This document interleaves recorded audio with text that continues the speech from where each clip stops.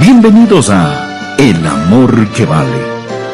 Hoy quiero hablarles acerca de los temas que enfrentamos.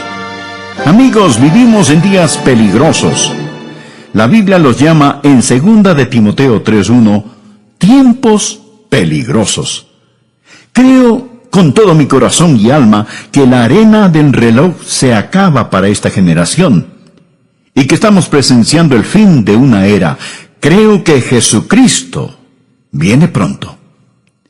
Bueno, sé que puedo estar equivocado, y no estoy poniéndole una fecha al regreso del Señor, mas no puedo negar el sentir de mi corazón. He predicado la Biblia desde hace mucho. Soy un observador de los tiempos y estudiante de la palabra de Dios. Creo que Dios está a punto de descender del cielo y juzgar la maldad de este viejo mundo. Yo no estoy tratando de salvar al mundo. Todo aquel que conoce la Biblia sabe que es una tontería el intentar salvar este mundo. Este mundo va en curso de colisión, de choque con el juicio y el desastre. Permítame decirle cuál es el propósito del Evangelio. El Evangelio no es para salvar a esta civilización de la catástrofe. El Evangelio es para salvar al hombre de la catástrofe de esta civilización. El objetivo de la Biblia y del Evangelio es arrebatar a hombres, mujeres, niños y niñas, sacarlas como antorchas del fuego y hacerles saber que este mundo se dirige hacia el juicio. Mas gracias a Dios, está por venir un nuevo mundo. Hoy tenemos muchos ingenieros sociales que hacen todo lo posible por salvar a este mundo. Me recuerdan de la gente que estaban acomodando las sillas en la cubierta del Titanic antes de que éste se hundiera. Lo que necesitamos hacer es averiguar cuál debería ser nuestra posición en estos últimos días.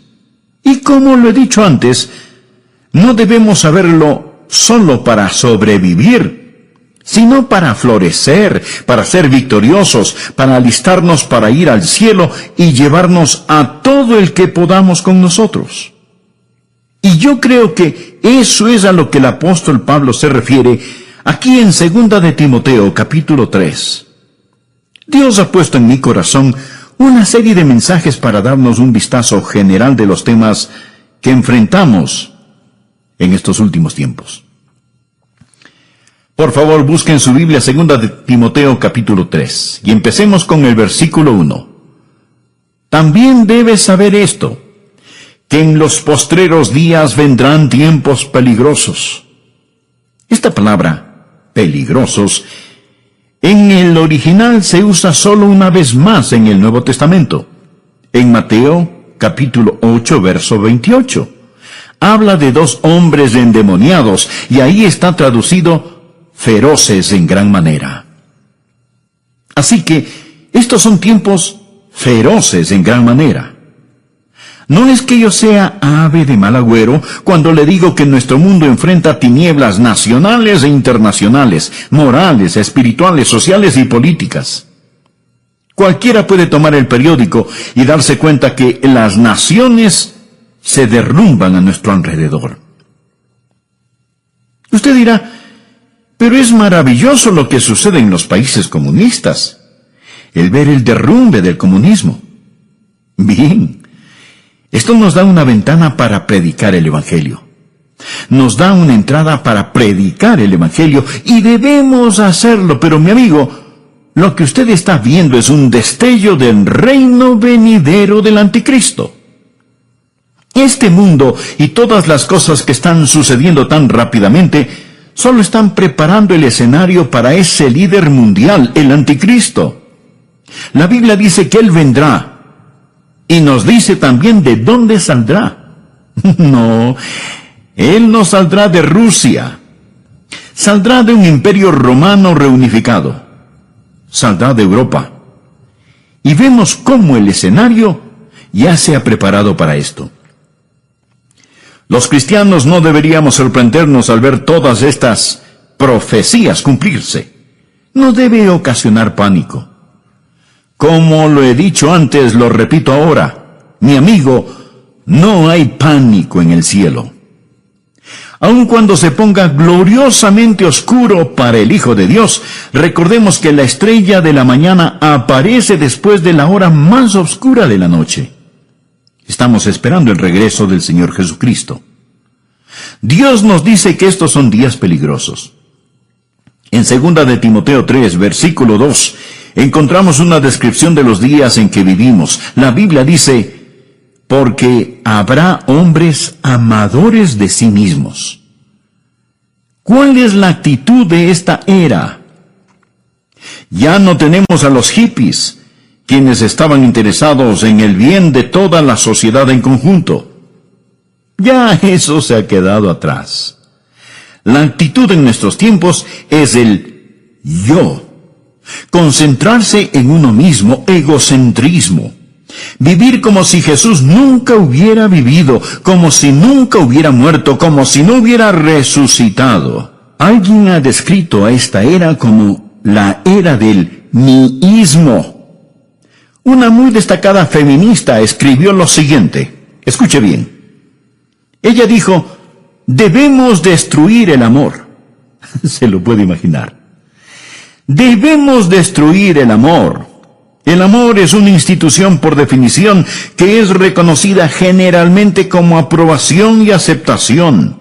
El amor fomenta vulnerabilidad, dependencia, posesión, susceptibilidad al dolor e impide el desarrollo total de la potencialidad humana de la mujer al dirigir todas sus energías hacia afuera en el interés de otros. ¿Puede imaginarse a alguien diciendo esto? ¿Que debemos destruir el amor? Lo que está diciendo es: lo que necesitas es dejar de dirigir tus energías hacia afuera. Olvídate de tales cosas como cuidar de los niños, amar a tu esposo, ser una buena ciudadana o tratar a los demás tal y como quieres que te traten. La Biblia dice que en los postreros días vendrán tiempos peligrosos. Y Jesús dijo: por haberse multiplicado la maldad, el amor de muchos se enfriará. Mire el versículo 2. No solo serán amadores de sí mismos, sino que también serán avaros. Mire a su alrededor. ¿Cuál es la motivación de la gente de hoy? Es vivir para acumular todo lo que puedan y no lo que puedan dar. La Biblia enseña que debemos adorar a Dios, amar a la gente y usar las cosas. Pero lo que nosotros hacemos es ignorar a Dios, amar las cosas y usar a la gente. Sigue diciendo que serán avaros, vanagloriosos. Continuamente presumimos de nuestra grandeza humana, de nuestros logros humanos, y como egomaniáticos, vamos directo hacia el infierno pensando que somos demasiado buenos para ser condenados. Nuestra civilización se está desbaratando, anda arrastrando los pies. Y continúa diciendo la palabra: blasfemos. Puede ver eso en el verso 2. Permítame decirle algo. Me da vergüenza a veces ser estadounidense al encender la televisión. Me pregunto qué pensarán aquellos que nos visitan. El diablo lleva la blasfemia y la pornografía a las salas de los estadounidenses. Parece como si una alcantarilla estuviera abierta. La gente blasfema contra el nombre de Dios. George Will, un comentarista conservador que de vez en cuando me gusta escuchar, dijo lo siguiente: y ahora es un escándalo más allá de la ironía que gracias al trabajo energético de los fanáticos civiles de libertades, los pornógrafos disfrutan protección extensa bajo la primera ley, mientras que los niños de primer grado en una presentación de Navidad se dice que infringen los valores de la Constitución, los valores de la primera ley. Pablo continúa diciendo que en los últimos días los niños serán desobedientes a los padres. Levantamos una generación de niños que no entienden la autoridad dentro o fuera del hogar. Un educador, el Dr. Pierce de Harvard, instruía a 2,000 profesores en Denver y dijo lo siguiente, por favor escúcheme atentamente, lo que dijo este Dr. Pierce. Todo niño en los Estados Unidos que entra a la escuela a la edad de 5 años está mentalmente enfermo, porque llega a la escuela con una lealtad hacia nuestros funcionarios elegidos, hacia nuestros padres fundadores, hacia nuestras instituciones, hacia la conservación de esta forma de gobierno, patriotismo, nacionalismo y soberanía. Todo esto prueba que los niños están enfermos, porque el individuo sano es uno que ha rechazado todas esas cosas, y es lo que yo llamaría el verdadero niño internacional del futuro. Bueno, dirá usted, ese era un hombre cualquiera el que dijo esas cosas. No, mi amigo, era un profesor de Harvard. Bien, dirá usted, le hablaba a gente ignorante. No, le hablaba a 2,000 profesores. Les estaba diciendo que cuando los niños y niñas van a la escuela y tienen amor hacia sus padres, una distinción clara entre lo bueno y lo malo, lealtad para su país e ideas de nacionalismo y patriotismo, entonces esos niños están enfermos.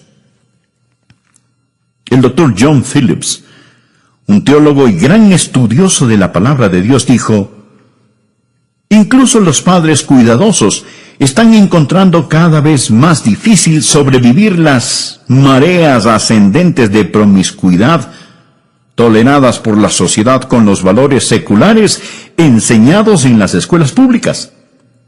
Las escuelas a lo largo del país simplemente ignoran las objeciones paternales contra las enseñanzas liberales sobre homosexualidad, aborto, control de la natalidad, indulgencia sexual y moralidad relativa.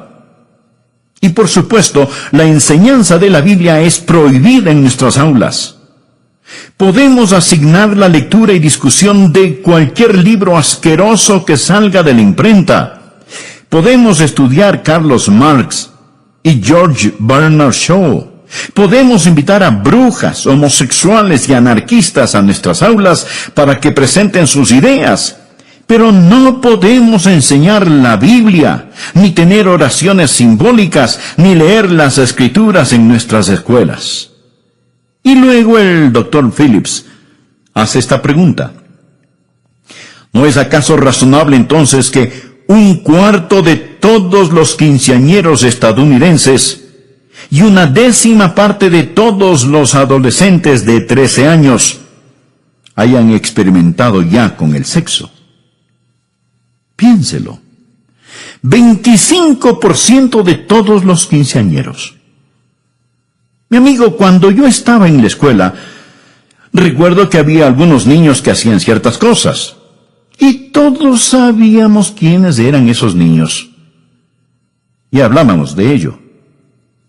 Pero ahora, querido amigo, hay cosas que están pasando y que quebrantan el corazón. Bien, mire el versículo 3. Sin afecto natural. Sin afecto natural. Literalmente significa sin amor de familia, sin amor de familia. Una mañana escuché en la radio sobre un asesinato planeado entre un hijo y sus padres. Iban a asesinar a la esposa del hijo, o sea, a su nuera, para recibir el dinero del seguro. Pero parece que se dieron cuenta que su seguro ya había expirado. Entonces, escuche bien, entonces los padres, en lugar de matar a la nuera, asesinaron a su propio hijo, sin afecto natural. Una feminista dijo, ya que el matrimonio constituye esclavitud para las mujeres, es claro que el movimiento femenino debe concentrarse en atacar esta institución. La libertad para las mujeres no puede ser sin la abolición del matrimonio. Hoy yo sé que hay feministas que creen en el matrimonio y no están de acuerdo con esta mujer. Mas este es el tipo de pensar que está saliendo a flote en la sociedad en la que vivimos. Hay muchos que piensan, y entre ellos mujeres, que el tener una familia, criar niños, es una carga y es una imposición. Para colmo de males tenemos el movimiento homosexual. Cuando la Biblia dice sin afecto natural, habla de no tener el amor de familia que Dios espera que la gente tenga. Una mujer hacia un hombre hacia una mujer, hasta que la muerte los separe. Luego dice, implacables. Estos son tiempos peligrosos en los que vivimos, cuando los hombres romperán sus promesas. Es decir, la palabra de un hombre no significa nada, ya sea un contrato de negocios, un contrato matrimonial o un tratado entre naciones. Que Dios tenga misericordia sobre una nación que ha desechado el matrimonio. Hoy está aumentando lo que llamamos divorcio sin culpa. Mi amigo, eso es una burla. Es una tragedia nacional. El 40% de los matrimonios de hoy terminan en divorcio. Y muchos conviven sin el beneficio del matrimonio, rompen sus promesas. No solo eso, sino también calumniadores, intemperantes. Quiere decir sin autocontrol, crueles, aborrecedores de lo bueno. Nuestras cárceles están llenas de matones. No tenemos espacio suficiente para encerrar a los criminales. Cuando construíamos el templo de nuestra iglesia, uno de los alcaldes dijo, «Qué bueno que una iglesia tan grande como esta se esté construyendo. Es mejor que se construyan iglesias, porque ya no podemos construir cárceles lo suficientemente grandes, ni lo suficientemente rápido para proteger a los buenos de los malos». La Biblia nos enseña que ahora hay una forma de crueldad y violencia que es incontrolable. Leí que existen por lo menos 140 grupos terroristas que aún funcionan en nuestros días. Ahora estos grupos ya no son como los de antes, pues. Ahora ellos están armados con los equipos más sofisticados. No pasará mucho tiempo antes de que su vida y mi vida estén en más grave peligro debido al terrorismo internacional. Y deseo decir que mientras estoy en el tema de la crueldad y el terror, que ya practicamos el terrorismo en el país. Millares, millones están siendo ejecutados. Hablo del terror del aborto. Creo que el día más trágico en la historia de los Estados Unidos fue en 1973, cuando los bebitos antes de nacer fueron dado el estatus de no personas, no ser personas. Lo que hemos hecho es clasificar al bebé sin nacer como un objeto, una materia, no como una persona, tal y como Hitler clasificó a los judíos. Lo que Hitler hizo fue redefinir el concepto de persona. Hemos reclasificado a los bebés como no personas. Y mañana, un día normal en los Estados Unidos, 4.500 bebecitos serán asesinados por medio del aborto. Hace un año recuerdo que prediqué un sermón acerca del aborto. Prediqué ese sermón en mi congregación y recibí una carta de una persona que se había enojado porque había predicado acerca de ese tema desde el púlpito. Lo que esa persona me dijo era, el aborto es un tema político y usted debería mantener lo político fuera del púlpito. Sin embargo, mi amigo, si usted le pregunta a un político acerca del aborto, él le dirá que ese es un asunto religioso y que no debería de mezclarlo con la política. ¿Qué le parece? Él dirá, ¿sabe? Personalmente estoy en contra del aborto, pero lo que una persona haga o no haga con su propia vida es su problema, no el mío. Es como que alguien dijera, estoy en contra de que exterminen a los judíos, mas si alguien lo hace en su propia cámara de gas, ese no es mi problema. Así es que si nosotros los predicadores hablamos acerca del exterminio de la vida de los bebecitos, se nos dirá, manténgase fuera del asunto porque eso es política. Y a los políticos les dirán, hey, eso es un tema religioso. Así que amigo, usted podrá catalogarlo como político o religioso, pero los bebés siguen siendo asesinados. Y tenemos que estar firmes y hablar al respecto.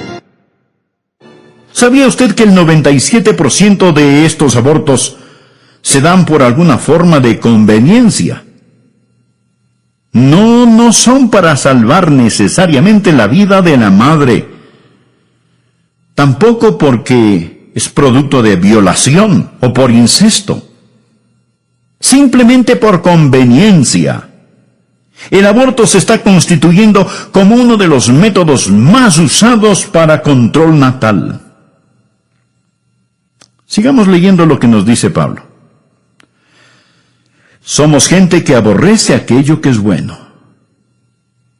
El héroe de hoy no es el hombre de Dios, no es el misionero, no es el predicador, no es el ganador de almas.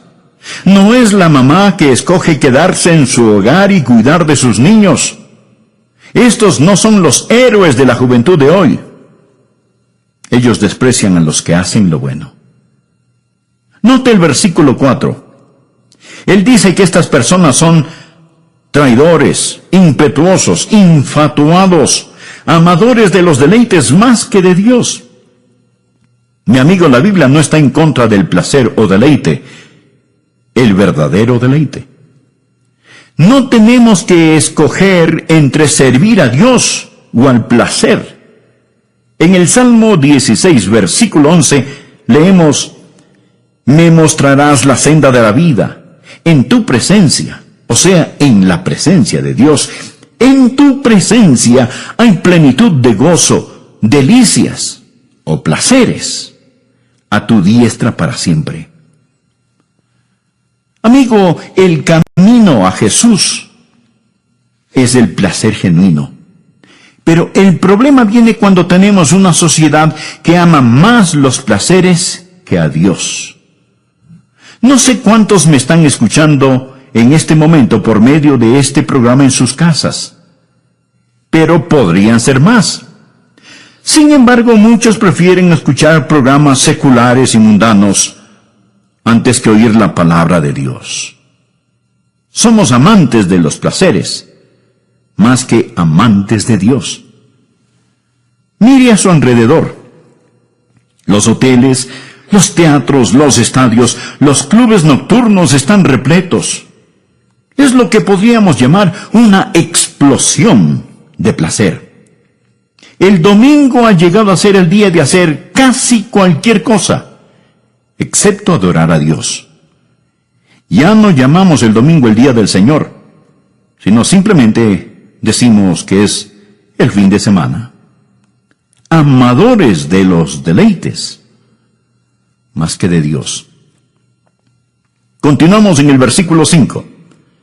Que tendrán apariencia de piedad, pero negarán la eficacia de ella. A estos evita. Amigo, no hay escasez de religión, pero la mayoría de la gente no necesita religión.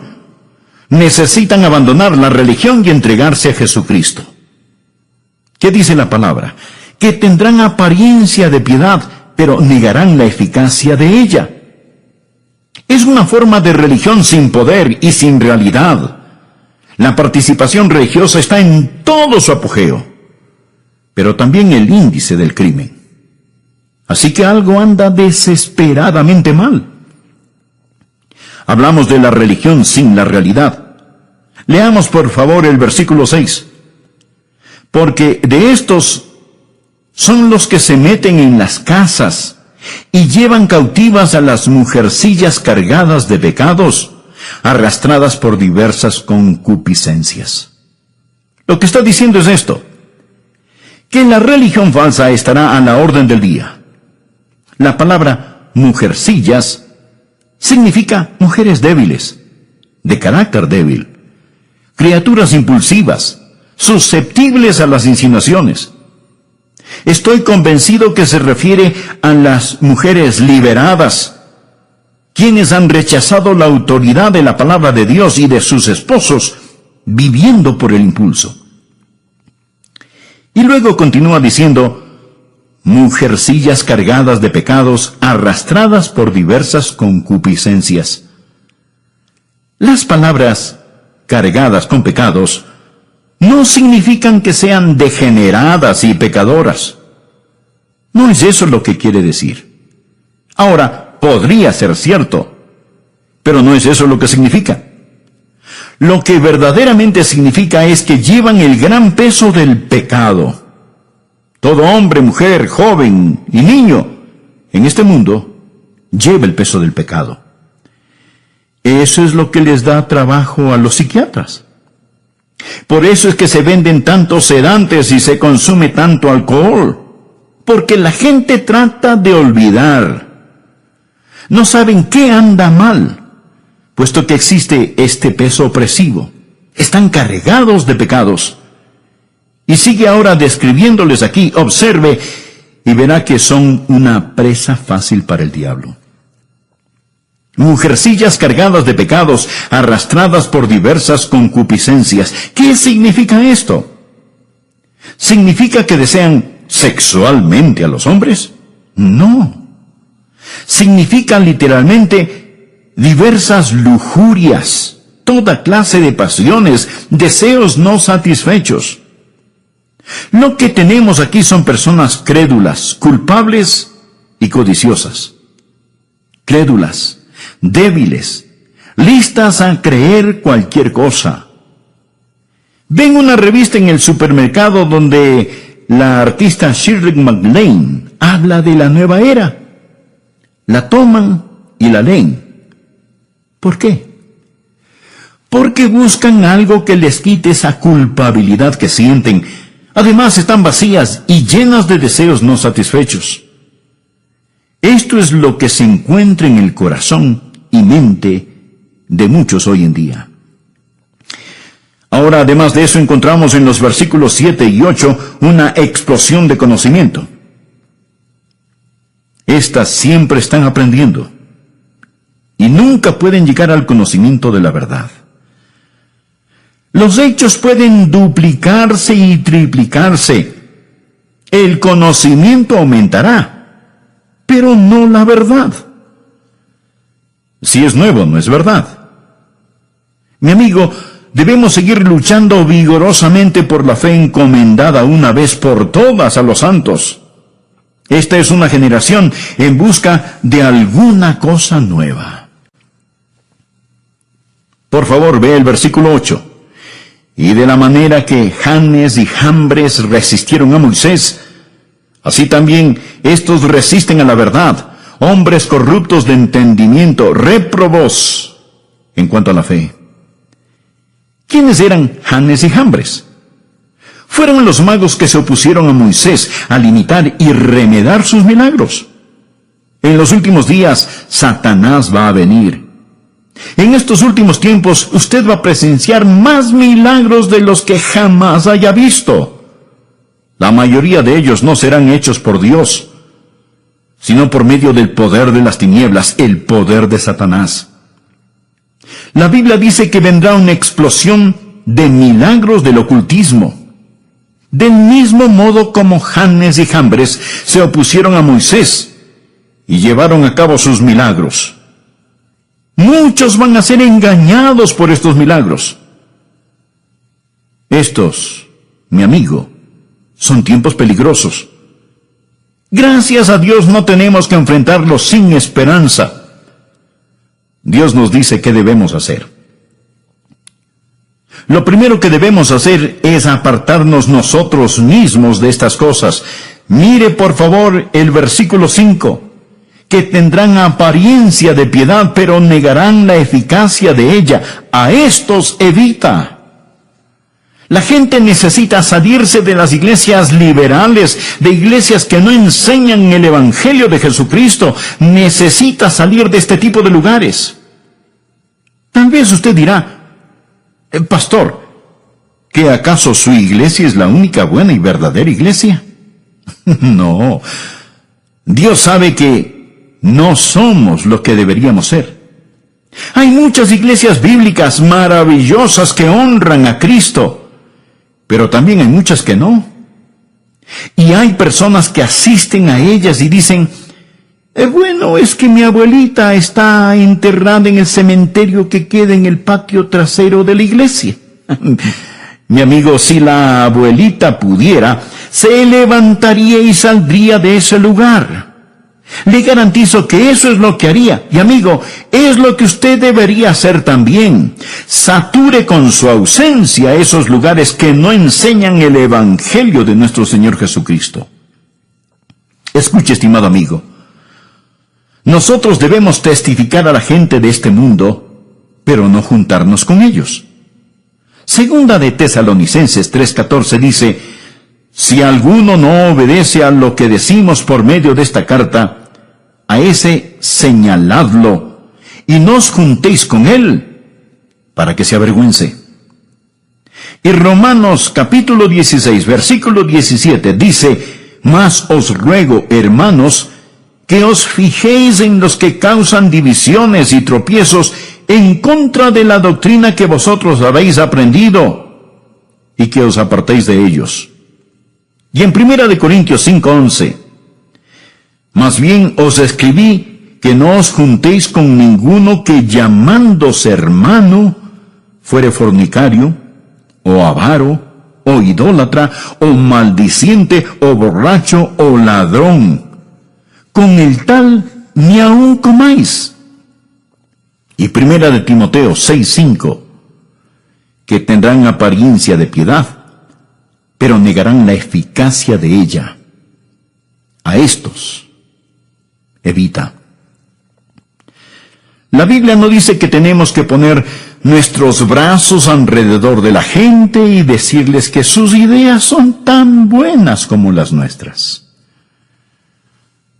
Segunda de Juan 10 dice, si alguno viene a vosotros y no trae esta doctrina, no lo recibáis en casa, ni le digáis, bienvenido. La Biblia dice que en estos últimos tiempos debemos evitar a la gente que hemos descrito y necesitamos salirnos de las iglesias liberales, pero no solo es un llamado a salir, sino que también es un llamado a entrar a una iglesia bíblica. Padres de familia, ustedes necesitan asegurarse que sus hijos vayan a la escuela bíblica dominical, que se involucren en los diferentes programas. Jóvenes necesitan asegurarse que están dando un buen ejemplo al asistir continuamente a la iglesia y obedecer la palabra de Dios.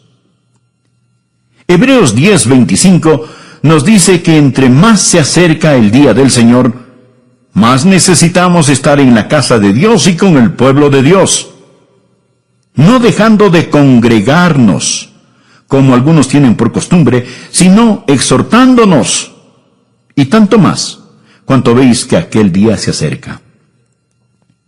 Necesitamos practicar la separación del mundo y la comunicación con el pueblo de Dios. No va a ser muy fácil. Mi amigo, usted va a sufrir en estos últimos días, pero no le hará daño si usted tiene al Señor Jesús. Miren los versículos del 10 al 12.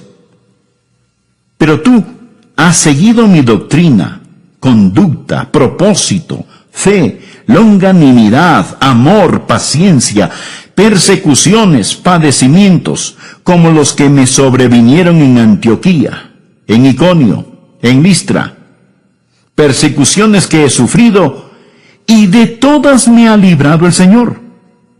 Y también todos los que quieren vivir piadosamente en Cristo Jesús padecerán persecución. ¿Cuántos creen lo que dice el versículo 12? Espero que lo crean. Está en la Biblia. ¿Cuántos de ustedes están sufriendo persecución? Si usted no está sufriendo alguna clase de persecución, es porque tal vez no está viviendo piadosamente en Cristo Jesús. Algunos piensan, bueno, si vivimos piadosamente escaparemos la persecución. No, no escapará. Mi amigo, Jesús no escapó la persecución. Pablo no se libró de la persecución. Usted tampoco se librará. Usted es una persona nacida 2 veces en un mundo de gente nacida solo una vez. Y estará yendo contracorriente todo el tiempo. Este mundo no le va a honrar si usted verdaderamente vive para el Señor Jesús. Le romperán la nuca si es que pueden hacerlo. Vean lo que dice el versículo 13. Mas los hombres malos y los engañadores irán de mal en peor, engañando y siendo engañados. Usted me preguntará, Pastor Rogers, ¿se está poniendo mejor o peor este mundo? Y la respuesta es sí. Los malvados y los engañadores irán de mal en peor, engañando y siendo engañados. Pero el pueblo de Dios, al acercarse a la segunda venida de Jesús, creo que estará brillando más y más. Veo que a pesar de toda la letanía de problemas, hoy más que antes, conozco a más gente que conoce y ama al Señor Jesús, que cree en la Biblia y tienen doctrina sana y firme. La otra noche fui a escuchar un debate entre Philip Shafley y Sarah Weddington, la abogada que hizo legal el matar a bebecitos pequeños. Mientras escuchaba el debate, mi corazón se entristeció cuando vi cómo unos jóvenes celebraban y aplaudían la idea de que bebés antes de nacer pudieran ser aniquilados. Mas déjeme decirle también que me sentí animado cuando vi a otro grupo de jóvenes con rostros brillantes y de aspecto inteligente, muchos de ellos miembros de nuestra iglesia, que estaban allí en el nombre de Cristo y defendían aquello que es verdad. Amigo, es mejor que usted sepa dónde está parado y qué es lo que cree, porque va a ponerse de mal en peor. El diablo hará su trabajo al engañar. Existe todo tipo de charlatanes y esto va a empeorar. ¿Qué debe hacer usted? ¿Qué debe hacer la gente joven, adulta, los ancianos en estos días? Mire el versículo 14. Pero persiste tú en lo que has aprendido y te persuadiste, sabiendo de quién has aprendido, y que desde la niñez has sabido las sagradas escrituras, las cuales te pueden hacer sabio para la salvación por la fe que es en Cristo Jesús. Recuerde lo que usted ha aprendido. No dude en la oscuridad lo que Dios le ha mostrado a usted en la luz. Recuerde la palabra de Dios y de quién la aprendió. Yo no llegué aquí ayer. He estado aquí muchos años predicando la Biblia. Recuerde lo que ha aprendido y recuerde de quién lo aprendió. ¿Sabía que la Biblia habla de espíritus seductores y doctrinas de demonios? Una joven que era miembro de mi iglesia en la Florida fue a estudiar a una universidad que tenía un aire de religiosidad. Pero los profesores liberales comenzaron a tomar la Biblia y descuartizarla. Luego le dijeron, no regrese a casa, a su iglesia, contándoles todo esto. Ellos no lo entenderían. Esto es lo que creemos. Esto es lo que los eruditos modernos dicen. Y ella dijo, Eran buenas personas y casi me convencieron, pero pastor, luego me recordé de lo que usted había enseñado y en la forma en que usted vive, y supe que ellos estaban equivocados. Esto es lo que el apóstol Pablo está diciendo. No te dejes llevar por esos vientos de doctrinas, pero persiste tú en lo que has aprendido y te persuadiste sabiendo de quién has aprendido. Amigo, Dios nos ha dado su palabra. Y todo lo que yo le hable va a venir a través de la palabra. Versículo 15. Dios nos ha dado las sagradas escrituras, las cuales te pueden hacer sabio para la salvación por la fe que es en Cristo Jesús.